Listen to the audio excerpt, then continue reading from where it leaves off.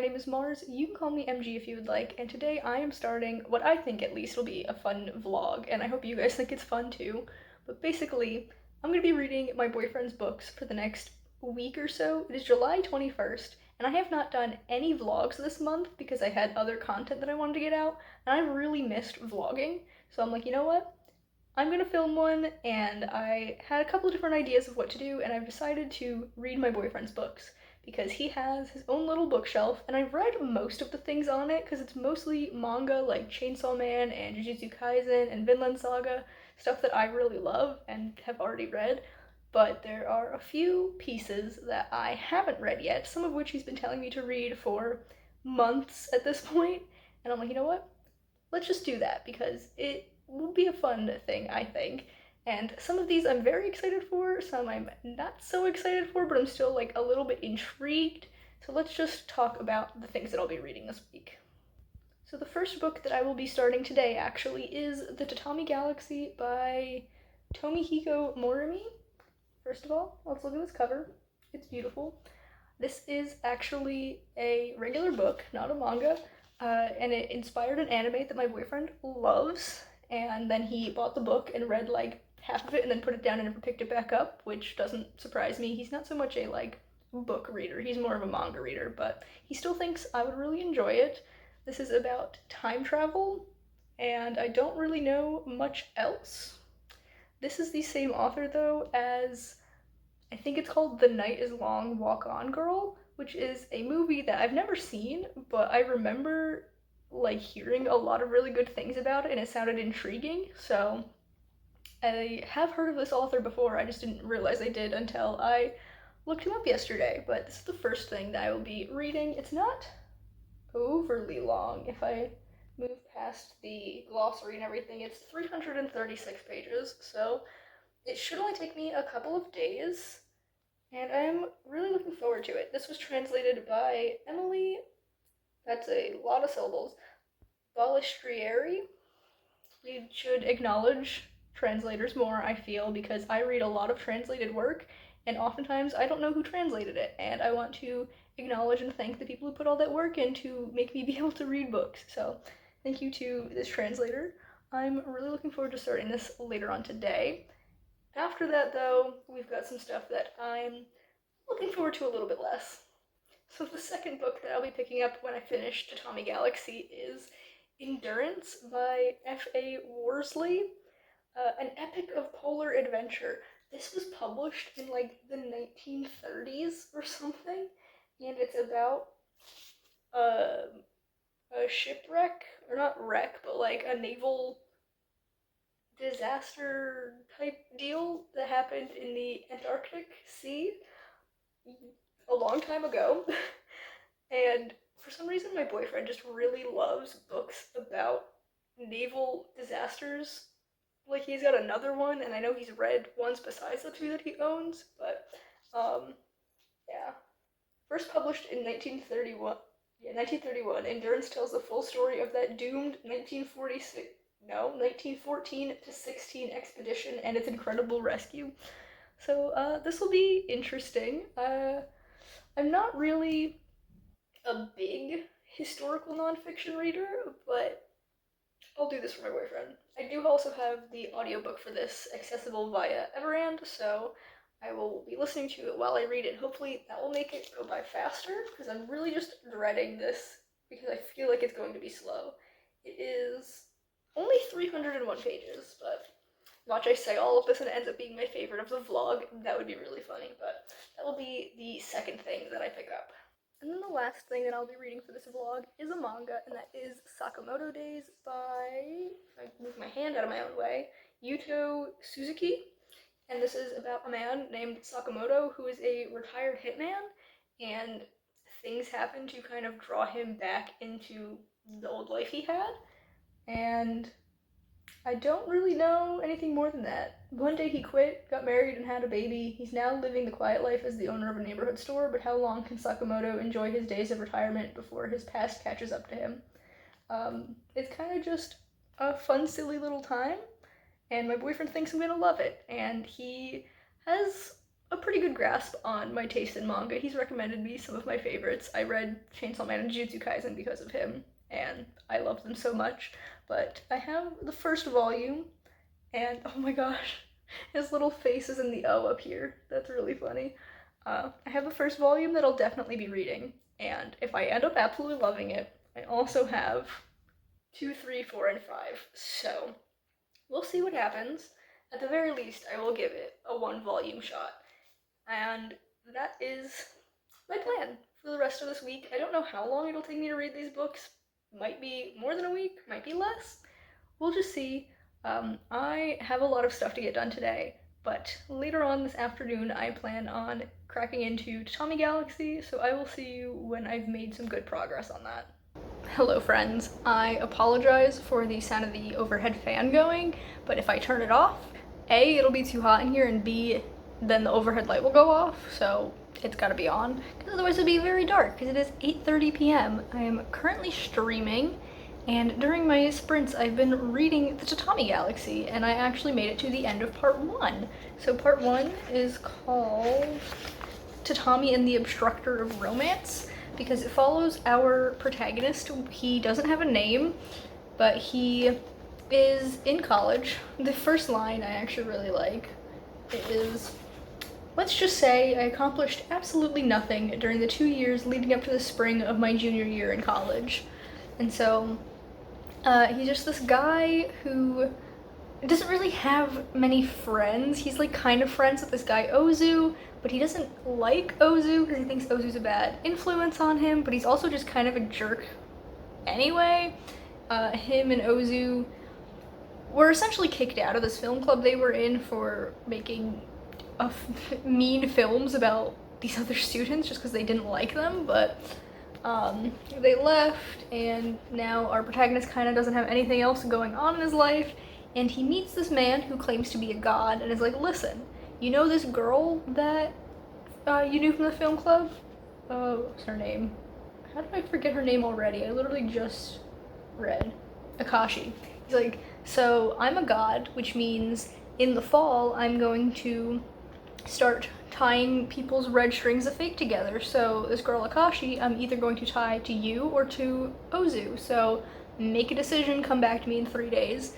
And so he's like thinking, do I really want to like start up this romance, because it's called Tatami and the Obstructor of Romance, because he's, like I said, he's kind of been a jerk to everyone and broken up a few couples, being like, whenever he overheard anyone having the slightest amount of romantic issues, he was always just like, break up with them, don't ask these people out, like just be single or whatever, which is like real rude of him. But I don't know, he's just kind of a loner that doesn't really know how to talk to people. But him and Akashi get together in the end, but he also says, "I can't shake the feeling that I never should have signed up for the film club at the foot of that fateful clock tower. I think about what would have happened if I had chosen something else. If I had answered that bizarre ad for discipline, or chosen the softball club, or if I joined that underground organization, Lucky Cat Chinese Food, I would have had a very different couple of years." So the other 3 stories I assume follow if he had done that, if he had answered this ad, if he had joined the softball club, or if he had joined this underground organization. At least that's my guess. This next section is called Tatami and the Masochistic Proxy War. I don't know what any of that means, but I am excited to get to it. I'm going to keep reading. We're doing our last sprint right now. There's about 15 minutes left, so I'm going to use that 15 minutes to read, and then I'm going to get ready for bed, and then I'm going to get in bed and read more there. So I might watch a little bit of YouTube tonight. I have read 70-something pages, but I'm gonna do at least 15 more minutes of reading during the sprint. But I will catch up with you guys when I finish part 2 of this book.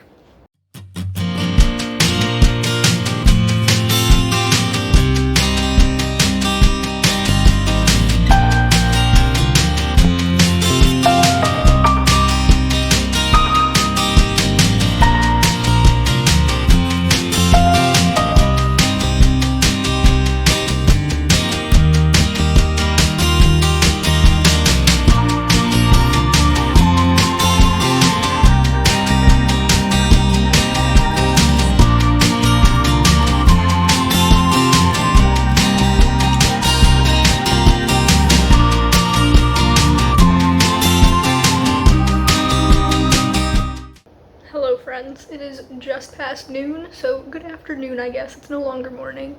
I have finished the next section of the Tommy Galaxy, and this was so fun.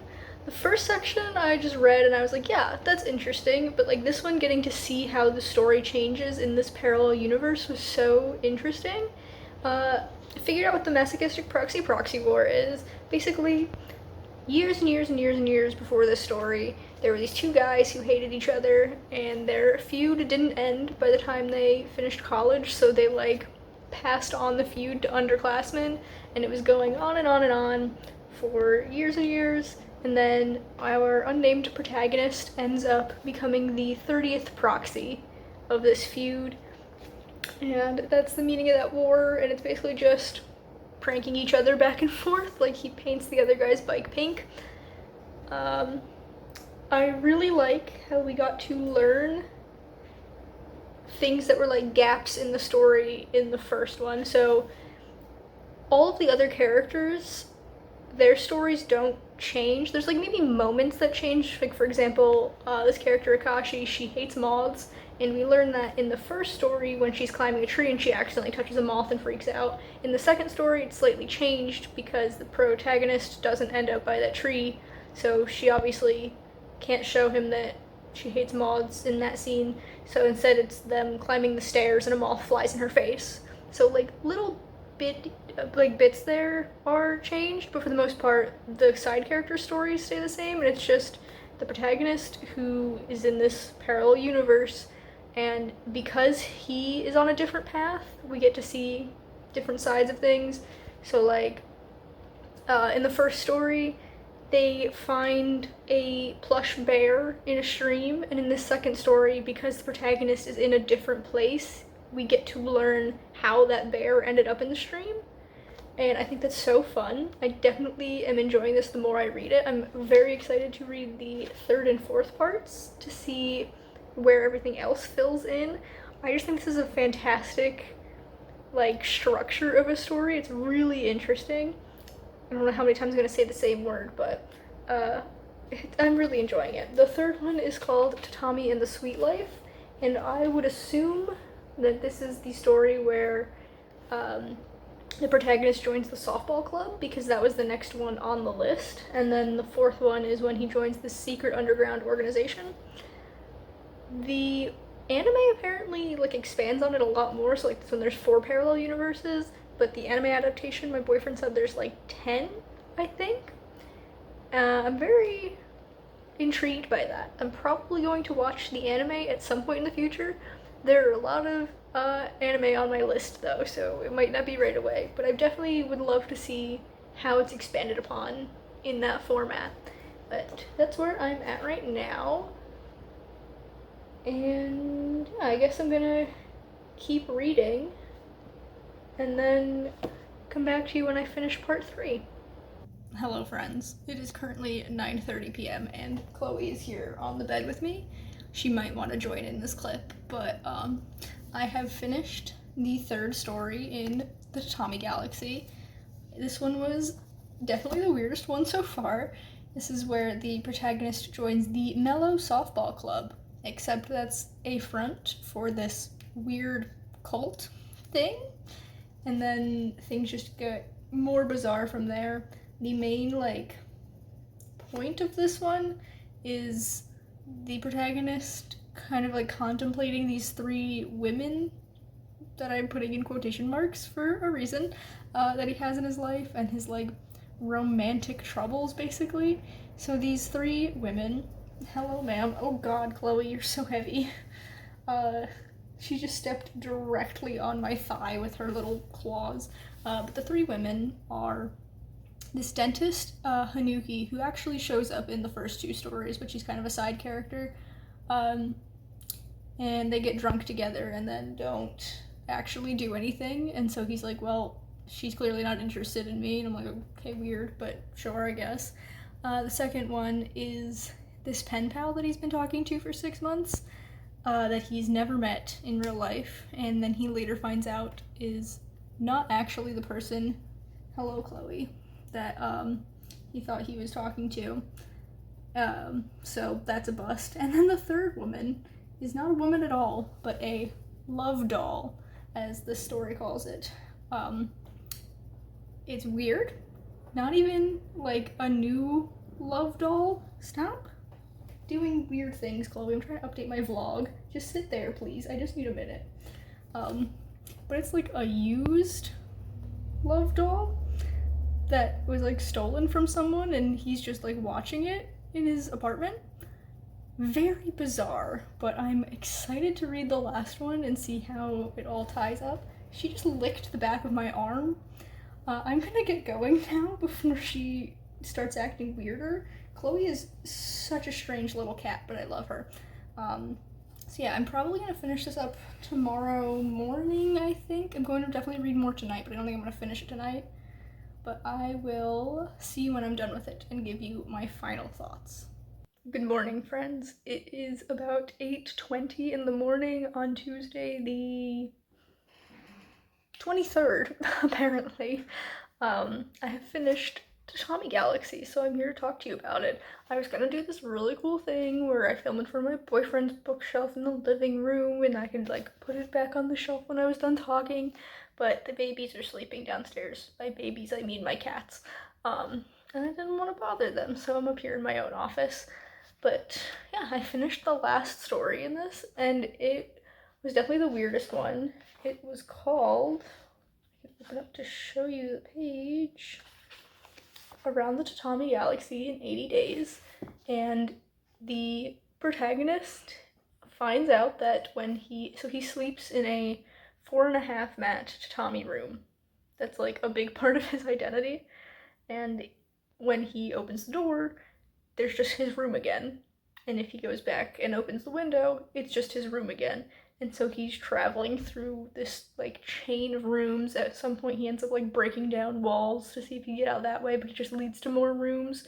But at one point he realizes that there's like slight differences in the rooms. So in this one he joins the Lucky Cat Chinese food, I think is what it's called, which is really weird. I'm not gonna try and explain it to you, but it gets him into this whole mess where he has to hide out for a little bit, and then when he finally gets back to his room, he kind of just doesn't do anything.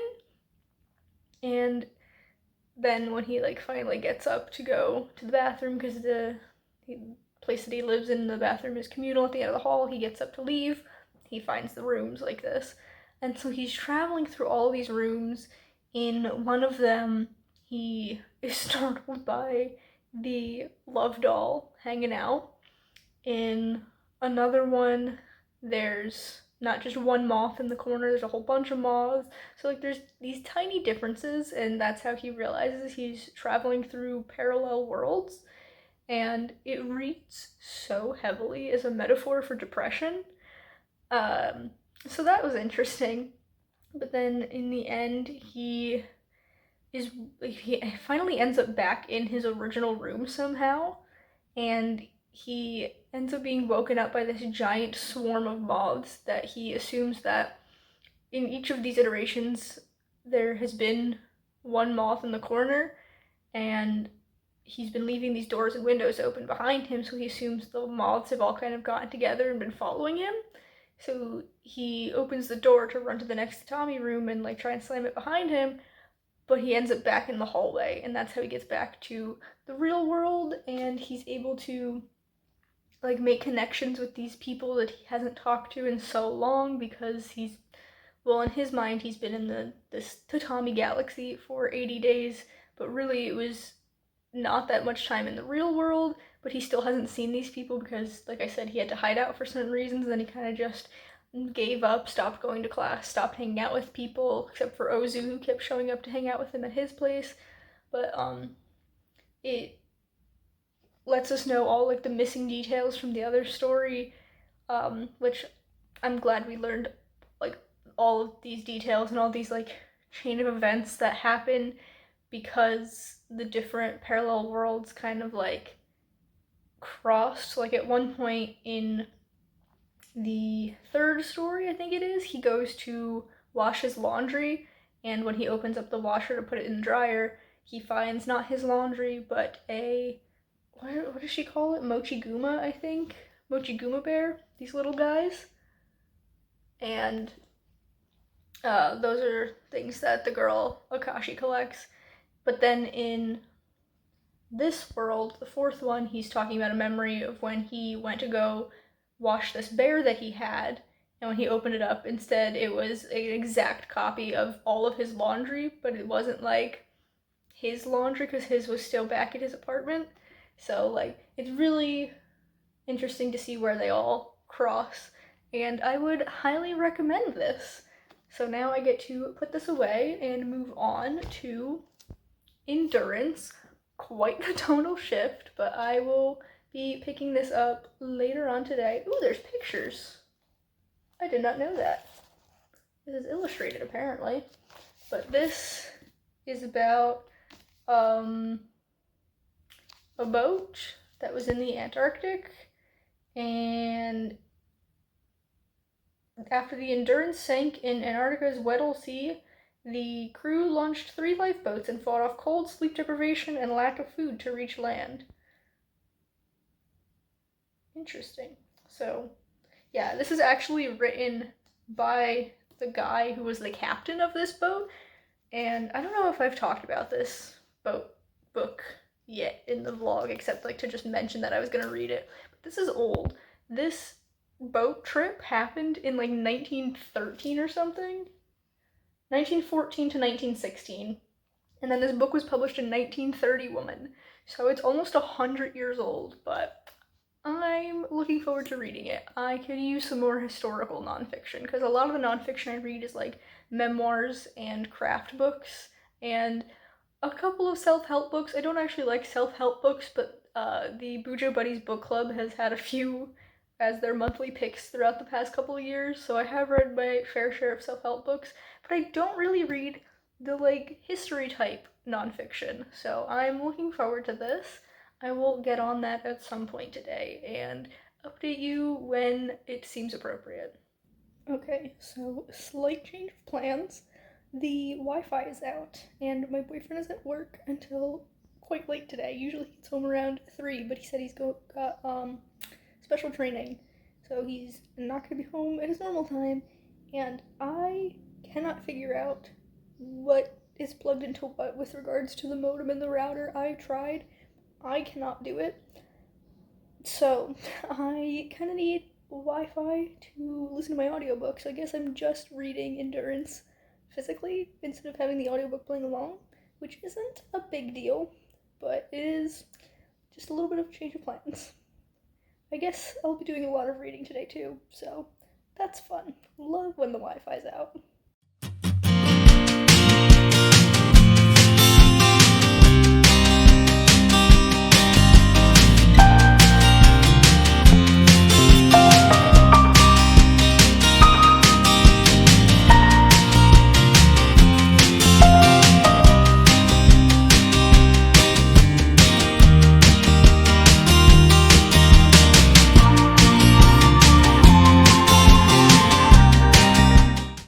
So it's about 12:30.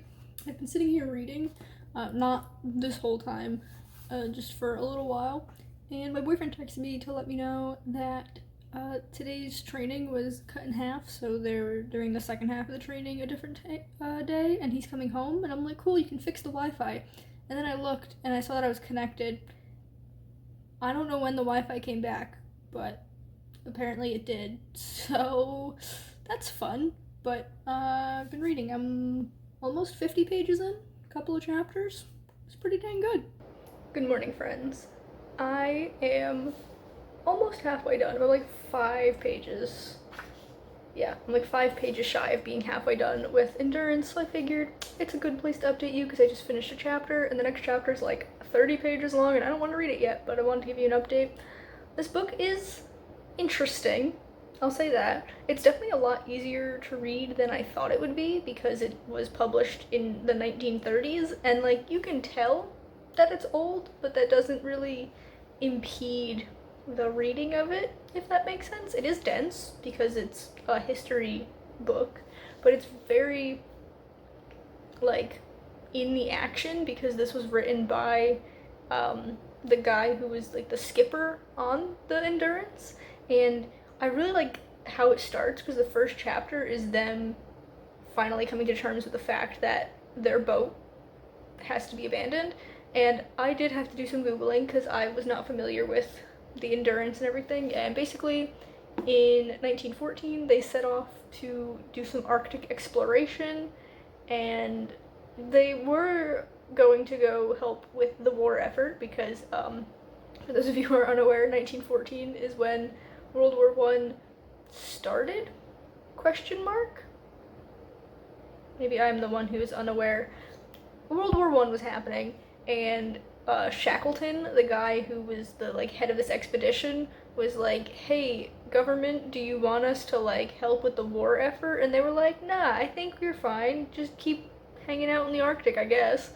So they kept going, and then their ship got damaged by the like ice and everything, and they ended up having to abandon it. So this first half is detailing them and their trek across this ice. Like, they're not on land here. Like, this is just all of the ice surrounding Antarctica that they've traveled across and all of the dangers and everything. They made it to an island at one point, which is when they split up, and I think like 2/3 of the people stayed behind, and then 1/3 continued on to try and get to like an outpost.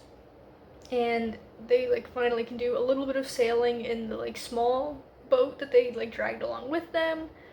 And this next chapter is them crossing South Georgia, is the name of the island that the smaller group made it to after leaving the larger group behind on a different island.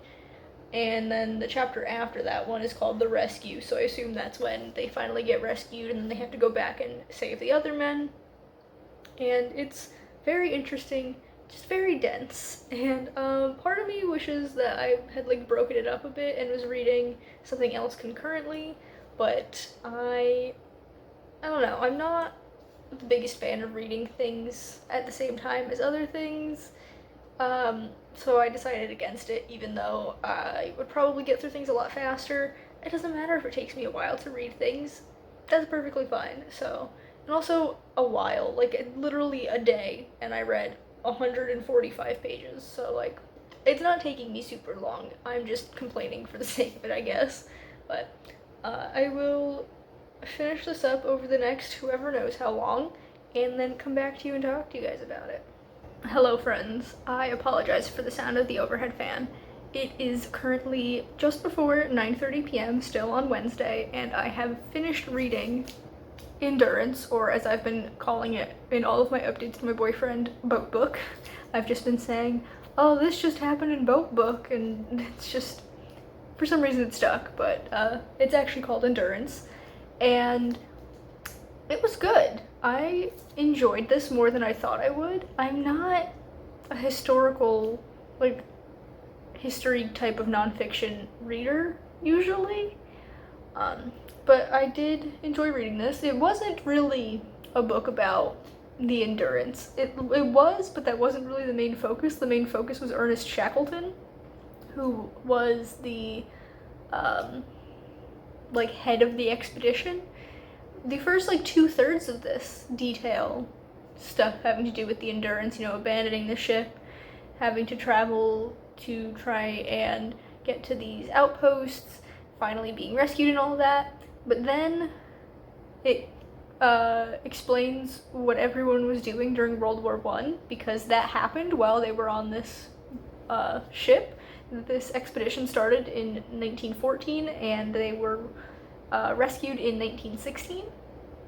I really was like dreading, kind of. Like, I had that feeling of dread when I was reading this, because there were several times where the author, who was the skipper of the boat, like, this was a first-hand experience, which I really enjoyed.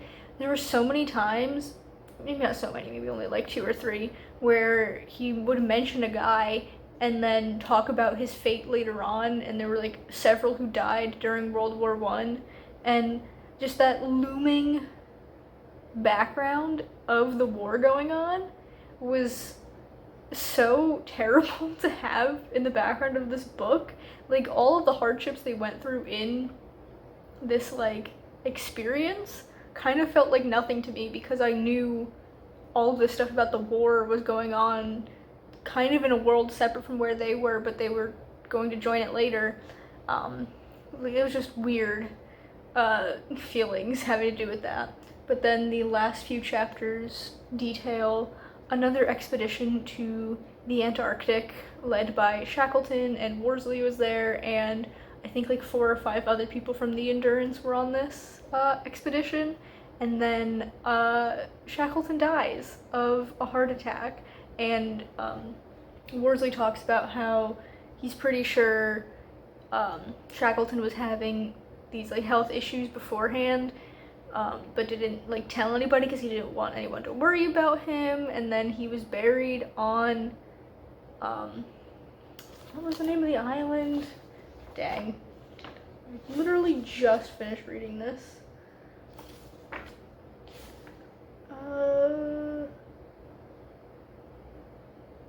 I don't remember the name of the island.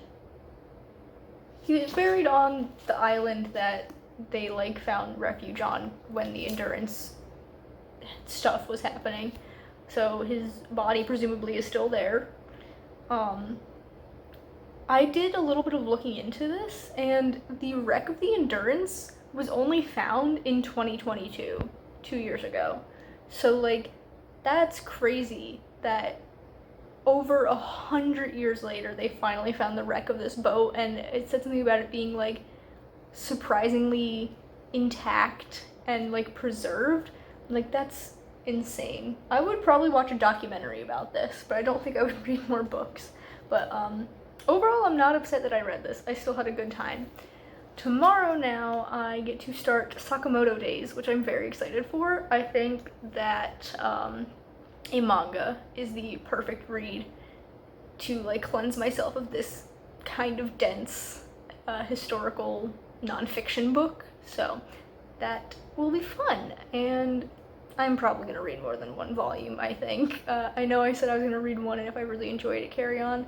The more I think about it, the more I'm sure I'm going to enjoy this, so that will be fun to vlog for you guys. I will see you then. Hello friends, it is 12:45 on Thursday, and I'm 2 chapters into Sakamoto Days. You can see I've read a little bit, and this is so cute and fun. So I think I've explained a little bit about this, but basically this man is Sakamoto. He's a retired hitman, and in the first chapter, this guy, Sheen, comes in, and he's also a hitman, but he can also read minds. So that's a little bit of a distinction. He comes in, and he's been tasked with killing Sakamoto if he can't convince him to return to the crime organization they both worked for, and he can't convince him, so he tries to kill him, and Sakamoto outwits Sheen, and then Sheen goes back to this other guy, and he's like, hey, I don't want to kill Sakamoto because, first of all, I don't think I can. Second of all, he's got a family now. I really respect this man. He's my hero. I don't want to kill him. And then the people there try to kill Sheen, and Sakamoto shows up and saves his life. And now Sheen works for the little grocery store, corner store thing that Sakamoto runs. And it's really cute so far. Sakamoto's wife, Aoi, is so funny. She's in the second chapter, she's on a bus after getting groceries, and the bus is hijacked by people with masks and guns and stuff. And her thought is that the ice cream is gonna melt before she can get home, and she's like, I wonder if they'll think I'm weird if I eat the ice cream now so that it doesn't go to waste. And she's like not panicked at all because she knows her husband's gonna save her, and they have a daughter who's adorable, and I'm having a great time. I'm very excited to continue. I don't know how many updates I'm going to give you as I read. I might just give you one big update at the end of the 5 volumes, but I wanted to come and talk to you now for a minute just to give you my initial thoughts and let you know that I'm already in love with this.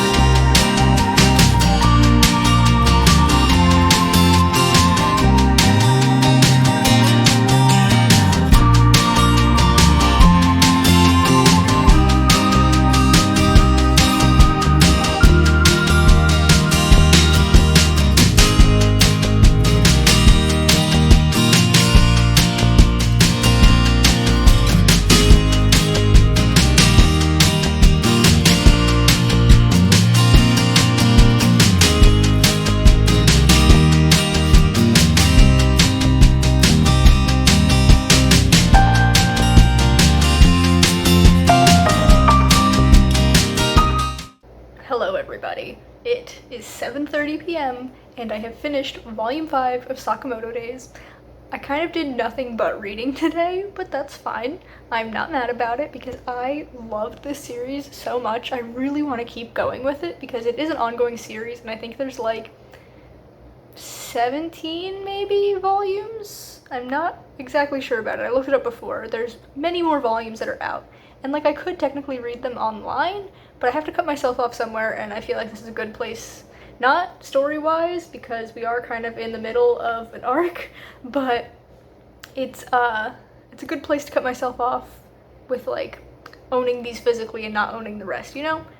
I'm kind of rambling, it's fine. I'm really glad I read this. I think this vlog has been a resounding success all around because we had Tatami Galaxy, which I loved, we had Sakamoto Days, which I loved, and then even Endurance. I didn't love it, but I had an interesting time. I'm not mad that I read it.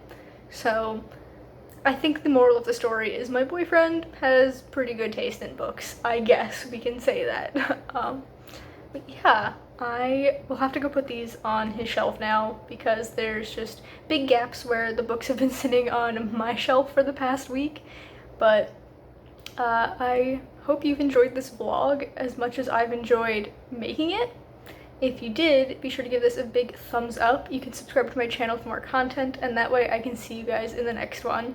Goodbye, everyone.